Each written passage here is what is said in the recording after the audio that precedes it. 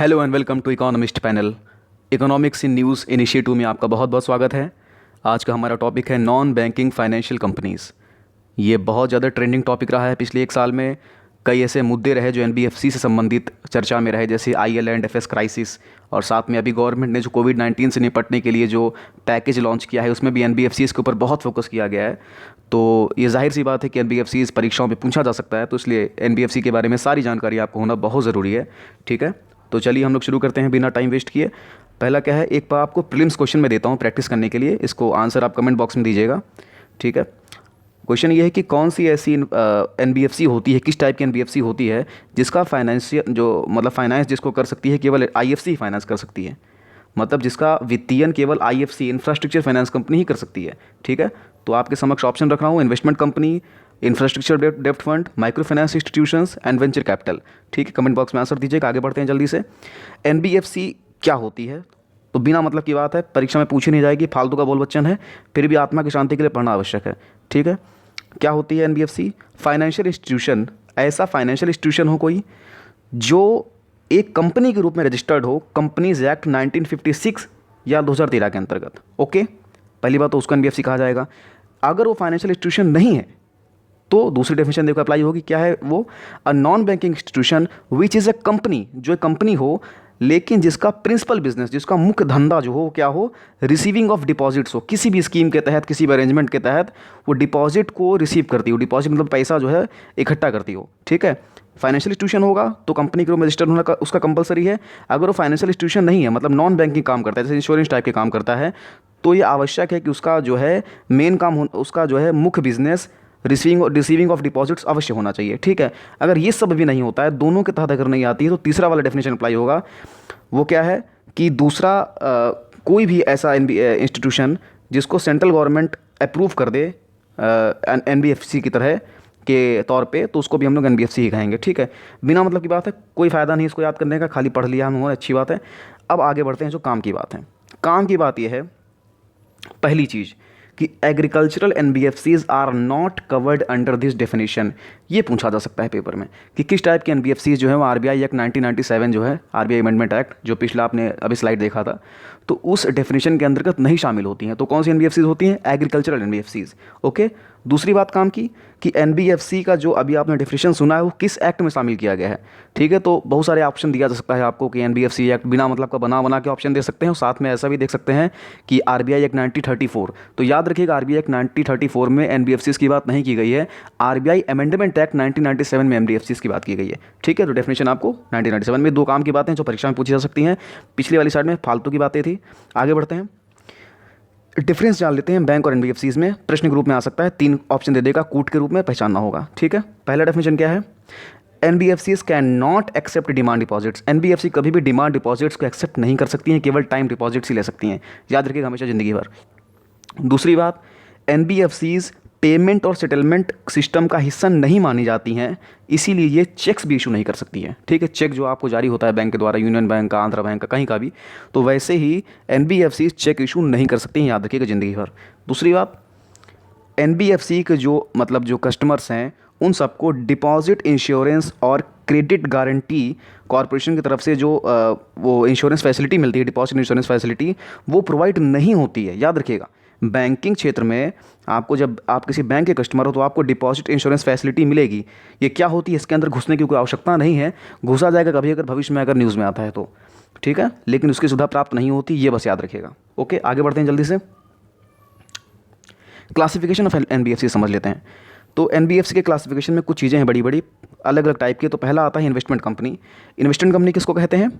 ऐसी कंपनीज़ जिसका primary business है एक्विजिशन ऑफ सिक्योरिटीज़, मतलब कि सिक्योरिटीज़ जो होती हैं गवर्नमेंट की या प्राइवेट सिक्योरिटीज़ भी, ठीक है, उन सब का एक्विजिशन करके उसमें पैसा कमाना, उसका प्राइमरी बिजनेस अगर है तो उसको इन्वेस्टमेंट कंपनी हम लोग कहेंगे। ठीक है, छोटी सी बात है, परीक्षा के लिए याद रखिएगा, मिलान करने को आ सकता है 2 सूचियाँ दे करके। ठीक है, दूसरा इंफ्रास्ट्रक्चर फाइनेंस कंपनी, जिसको आईएफसी बोला जाता है, ये कब कही जाएगी कोई एनबीएफसी? जब कोई एनबीएफसी इन 3 बातों को मान रही हो। कौन कौन सी 3 बातें? ये 3 बातें: at least 75% assets in infrastructure loans, जिस कंपनी ने, जिस एनबीएफसी ने अपना जितना भी लोन बांटा हुआ है, अगर 100 करोड़ बांटा हुआ है तो 75 करोड़ कंपलसरी है कि 75 करोड़ कहाँ उसका खर्च हुआ हो, वो लोन दिया हो उसने इंफ्रास्ट्रक्चर प्रोजेक्ट्स के लिए, जैसे सड़क बनाने के लिए, इस टाइप की चीज़ें होंगी। सड़क ना याद रखिए, सड़क किस लिए नहीं होगा ये आगे आपको बताऊंगा, ठीक है। जैसे कोई भी इंफ्रास्ट्रक्चर, छोटा मोटा इंफ्रास्ट्रक्चर अगर बन रहा है, ठीक है, वो सब किस में शामिल होगा, इंफ्रास्ट्रक्चर फाइनेंस कंपनी के ही लोन्स में शामिल होगा, ठीक है। दूसरी बात, CRAR कंपलसरी है कि 15% होना चाहिए। CRAR क्या होता है, बस एक लाइन में समझ लीजिए। CRAR ये होता है कि कंपनी का जितना भी टियर 1 और टियर 2 कैपिटल है, ठीक है, किसी बैंक का, एनबीएफसी का, उसका अपॉन जितना भी रिस्क वेटेड एसेट्स है उसका, मतलब जितना उसने रिस्की लोन दिया है, ठीक है। इसके ऊपर एक वीडियो अलग से मैं बनाऊंगा CRAR के ऊपर, जो बहुत टिपिकल टॉपिक है, क्योंकि ये इसको अलग समझना आवश्यक है, ठीक है। तो वो परसेंट जो है 15% होना कंपलसरी है, तभी आपको IFC बोला जाएगा, नहीं तो आपको IFC नहीं बोला जाएगा। तीसरी बात असल में कि आपका मिनिमम फंड 300 करोड़ होना चाहिए, मतलब कि ऐसा नहीं कि चवन्नी अठन्नी वाला फंड हो और आपने खोल लिया अपना IFC, ठीक है, याद रखिए हमेशा। अगली बात, इंफ्रास्ट्रक्चर डेप्ट फंड, ये तीसरी टाइप की एनबीएफसीज होती हैं, IDF जिसको बोलते हैं। इनकी खास बात क्या है कि ये लॉन्ग टर्म इंफ्रास्ट्रक्चर लोन्स देती हैं, ठीक है। पिछली वाली IFC क्या देती थी, हर प्रकार के इंफ्रास्ट्रक्चर लोन्स देती थी, लेकिन IDF जो होगा वो कैसा लोन देगा, सिर्फ लॉन्ग टर्म इंफ्रास्ट्रक्चर लोन्स देगा, ठीक है। दूसरी बड़ी बात जो आपके क्वेश्चंस में पूछी गई थी, आपको जो पहला प्रीलिम्स का प्रैक्टिस क्वेश्चन दिया गया था उसी में, कि ओनली IFC कैन फाइनेंस, इसका जो है वित्तीयन कौन कर सकता है, सिर्फ IFC ही कर सकती है। जो दूसरे नंबर की एनबीएफसीज थी IFC वाली, वही केवल, उसी के पास केवल इतनी क्षमता है कि वो IDF का वित्तीयन कर सके। क्षमता क्या, छूट है, ठीक है। तीसरी बात, IDF जो है वो मिनिमम 5 साल की मेच्योरिटी वाले बॉन्ड जारी करती है। जो IDF वाली कंपनी होती है, एनबीएफसीज होती हैं, ये 5 साल की मिनिमम मेच्योरिटी वाले बॉन्ड जारी करके तब जो है पैसा इकट्ठा कर सकती है, ठीक है। अगली जो लास्ट है एनबीएफसी का क्लासिफिकेशन में, वो है NBFC MFI, micro finance institution. Micro finance बहुत अच्छा टॉपिक है, बहुत ख़तरनाक टॉपिक है। इसके ऊपर बांग्लादेश के एक मोहम्मद यूनुस थे शायद, उनको नोबेल प्राइज़ भी मिला था, ठीक है। माइक्रो फाइनेंस होता क्या है, इसके ऊपर एक अलग वीडियो फिर से मैं बनाऊंगा, लेकिन फिर भी थोड़ा सा जान लीजिए। माइक्रो फाइनेंस ये होता है कि छोटे छोटे जो लोन दिए जाएँ, आसान भाषा में समझ लीजिए, छोटे छोटे कामों के लिए, जो करीब RBI की अभी की लिमिट क्या है देख लीजिएगा आप लोग RBI की वेबसाइट पर जा करके, शायद मेरे ख्याल से 1 लाख है, 1 लाख है 50,000। तो उसके नीचे के जितने भी लोन हैं छोटे छोटे कामों के लिए, वो सारे माइक्रो फाइनेंस में कहलाते हैं, ठीक है। तो कब कहलाएगी NBFC माइक्रो फाइनेंस इंस्टीट्यूशन, तब कहलाएगी जब जितना भी उसने लोन बांटा हुआ है, ठीक है, जितना भी लोन इसने बांटा हुआ है उसका 85% जो लोन है वो अगर क्वालिफाइंग नेचर का हो। अभी क्वालिफाइंग नेचर किस चिड़िया का नाम है, क्वालिफाइंग नेचर उस चिड़िया का नाम है जो चिड़िया RBI की वेबसाइट पर लिखी हुई है। मतलब RBI ने अपनी वेबसाइट पे कुछ क्वालिटीज़ दी हुई हैं कि भैया अगर ये जो क्वालिटीज़ आपके लोन में हैं तो आपका लोन एक माइक्रो फाइनेंस लोन कहा जाएगा, ओके। मतलब आपका लोन तभी माइक्रो फाइनेंस कहा जाएगा जब वो क्वालिफाई कर पा रहा हो कुछ क्वालिटीज़ के लिए।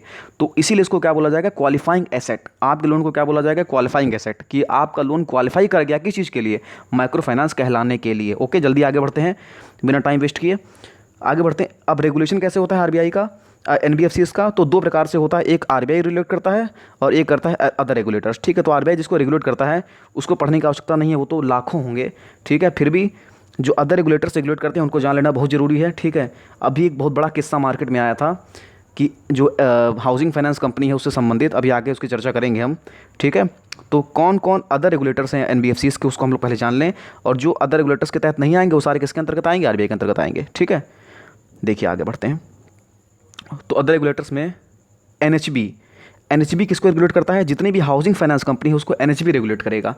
लेकिन अब जो है NHB कब तक रेगुलेट करेगा इसको हम लोग नहीं कह सकते हैं, क्योंकि बजट भाषण में निर्मला सीतारमण ने चीज़ कही थी कि जो है बहुत जल्दी हाउसिंग फाइनेंस कंपनी जो उसका पूरा रेगुलेशन जो है RBI को सौंप दिया जाएगा, ठीक है। इसलिए आवश्यक है जानना आपका कि कब ये पूरी तरह से प्रक्रिया कंप्लीट हो जाती है। इसका ड्राफ्ट तो जारी कर दिया गया है, लेकिन अभी इसको ज़मीनी स्तर पर लॉन्च नहीं किया गया है, इसलिए अभी तक तो NHB को ही सारा रेगुलेशन सौंपा गया है, लेकिन RBI को लिखित रूप में सौंपना स्टार्ट कर दिया गया है, ठीक है। तो याद रखिएगा हमेशा, ये ट्रेंडिंग टॉपिक है, पूछा जा सकता है, पेपर में फंसा सकती है UPSC। दूसरा SEBI किसको रेगुलेट करता है, SEBI रेगुलेट करता है merchant banking, venture capital fund और स्टॉक ब्रोकिंग कंपनीज़ को। जितनी भी मर्चेंट बैंकिंग कंपनीज़ हैं, venture capital companies, stock broking companies हैं, सबको SEBI रेगुलेट करेगा। SEBI की स्थापना वर्ष देख लीजिएगा, NHB का स्थापना वर्ष भी आप साथ में देख लीजिएगा, ओके। आगे बढ़ते हैं।